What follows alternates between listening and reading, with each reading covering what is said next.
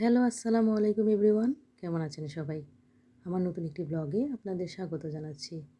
আজকে আমি আপনাদের তৈরি করে দেখাবো অত্যন্ত সুস্বাদু, মজাদার, পুষ্টিগুণ সম্পন্ন ব্রোকলি দিয়ে সবজি মিক্স কারির রেসিপি। আশা করছি রেসিপিটি আপনাদের ভালো লাগবে।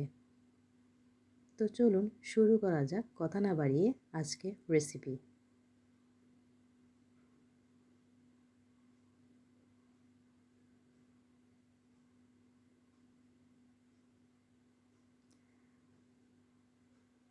প্রথমে এখানে আমি একটি মাঝারি সাইজের ব্রোকলি নিলাম।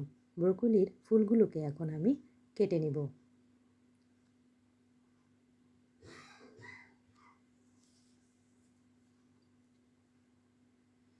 কাটা হয়ে গেলে ব্রোকলিগুলো আমি চুলাতে 2 কাপ পানি দিয়ে এগুলোকে 2-3 মিনিটের জন্য হালকা ভাপিয়ে নিব। ভাপানো হয়ে গেলে চুলা থেকে নামিয়ে পানি ঝরিয়ে নিব। ব্রোকলির সাথে আমি গাজর এবং আলু দেব, তাই গাজর এবং আলুগুলোকেও কেটে নিয়েছি। চুলাতে 2-3 মিনিটের জন্য হালকা ভাপিয়ে পানি ঝরিয়ে নামিয়ে নিচ্ছি।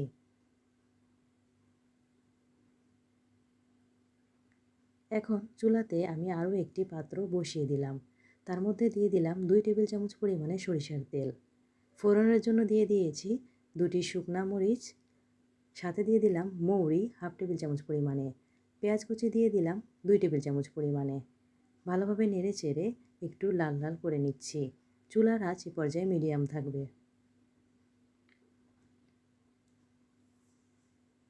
একটু বাদামি কালার হয়ে আসলে আমি এই পর্যায়ে দিয়ে দিচ্ছি বাটা মশলাগুলো। দিয়ে দিলাম আদা বাটা 1 টেবিল চামচ পরিমাণে। আস্ত জিরা এবং রসুনকে আমি বেটে নিয়েছি, এগুলো দিয়ে দিলাম 1 টেবিল চামচ পরিমাণে। মশলাগুলোকে এখন আমি ভুনে নিচ্ছি। ভুনে নেওয়া হয়ে গেলে আমি এই পর্যায়ে অ্যাড করব পাউডার মশলাগুলো। দিয়ে দিচ্ছি হলুদের গুঁড়া হাফ টেবিল চামচ পরিমাণে, মরিচের গুঁড়া হাফ টেবিল চামচ পরিমাণে, ধনিয়ার গুঁড়া দিয়ে দিলাম হাফ টেবিল চামচ পরিমাণে, লবণ দিয়ে দিচ্ছি 1 টেবিল চামচ পরিমাণে। সবগুলো মশলাকে আমি আবারও ভালোভাবে নেড়েচেড়ে মিশিয়ে নিচ্ছি।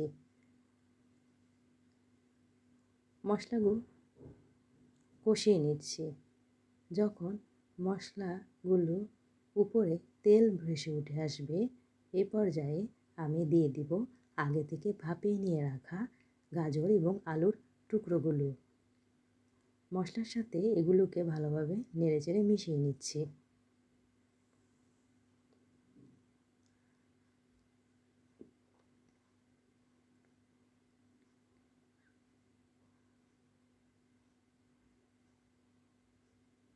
মেশানো হয়ে গেলে এই পর্যায়ে আমি দিয়ে দিচ্ছি আগে থেকে ভাপিয়ে নেওয়া ব্রোকলিগুলো। এগুলোকেও আমি হালকা হাতে নেড়েচেড়ে মিশিয়ে নিচ্ছি, একটু ভুনে নেব।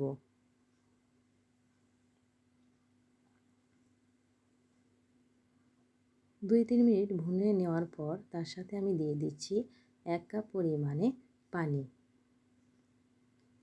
পানিটা নর্মাল টেম্পারেচারেই থাকবে।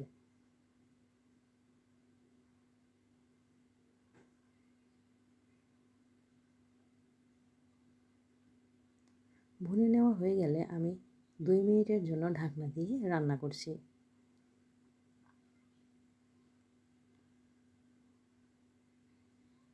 2 মিনিট পর ঢাকনা খুলে এই পর্যায়ে দিয়ে দিচ্ছি হাফ কাপ পরিমাণে মটরশুঁটি।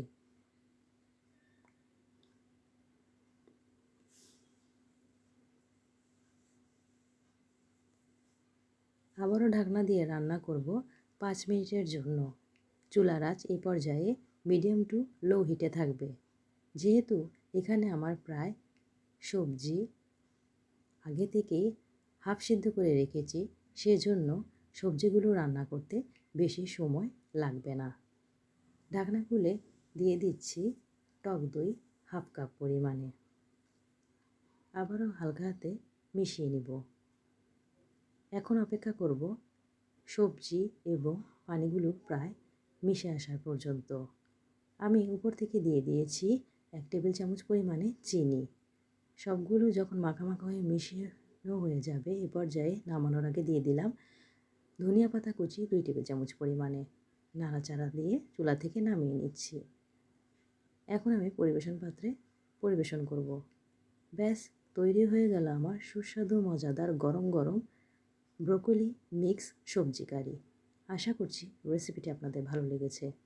অত্যন্ত সহজ পদ্ধতিতে তৈরি ঝটপট এই রেসিপিটি আপনারা চাইলে গরম ভাতের সাথে লুচি, পোলাও, পরোটা যে কোনো কিছুর সাথে খেয়ে দেখতে পারেন। ভালো লাগবে আশা করছি। আমার চ্যানেলটিকে যারা সাবস্ক্রাইব করেছেন তাদেরকে জানাচ্ছি অসংখ্য ধন্যবাদ। যারা এখনও সাবস্ক্রাইব করেননি তারা সাবস্ক্রাইব করবেন, লাইক, কমেন্ট, শেয়ার দিতে ভুলবেন না।